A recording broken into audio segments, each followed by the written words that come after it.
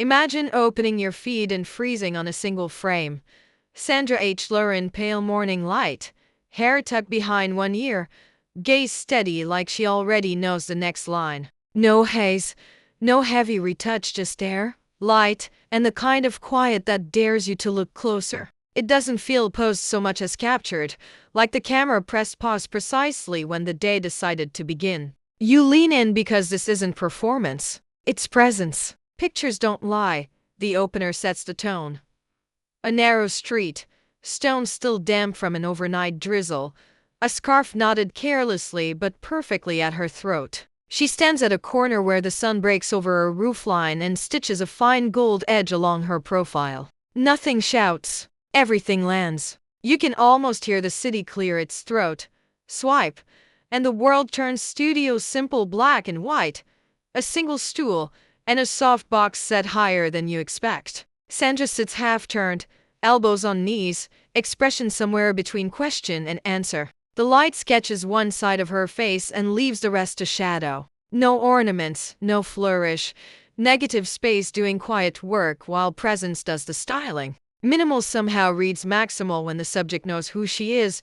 Next, a rehearsal room, scuffed floor, taped marks, a piano waiting like a co-conspirator. She rolls a shoulder, counts a silent beat, then lifts her chin. The shudder catches the breath before movement, the spark that makes the later performance inevitable. You don't see choreography, you see readiness. That's why the frame hums, cut to a calf window. She leans into the glass, paperback half closed in one hand, the street braided through the reflection.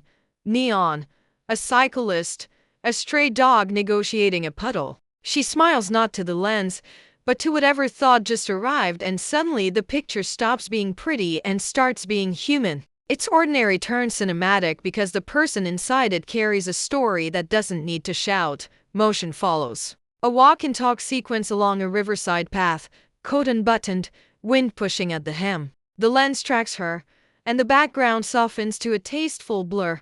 A commuter train gliding past, reeds bending in sympathy, a gull deciding whether to stay. The jacket snaps, hair settles, and the shutter lands on that exact cadence where steps and heartbeat agree. Stylists save the frame for proportions done right.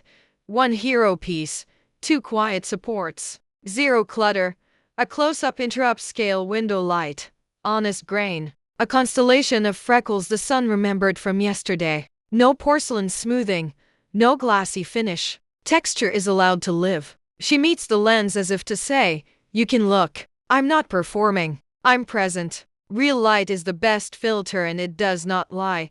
Then a festival corridor.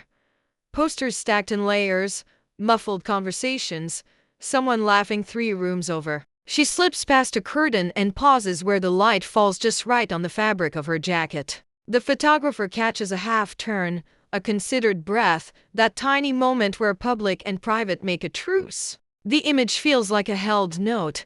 Golden hour warms an old stone courtyard. Ivy climbs the wall. A fountain stitches silver sound through the scene. She traces a fingertip along the edge of a bronze plaque as if reading the metal itself. The palette is quiet sand, olive, the amber of late sun, and the whole frame exhales. Elegance at a normal volume still wins the room.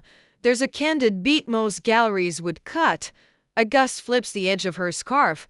She snags it mid-air, laughs, and keeps going. The camera wobbles a hair. The moment stays true. That's the save and send shot, the one your group chat forwards with. If these frames stopped your scroll, tap like, subscribe for more truth-first galleries, and drop a comment with the moment that hit you hardest: the studio quiet, the rehearsal spark, the rooftop wind, or that last horizon shot that says everything without saying a word.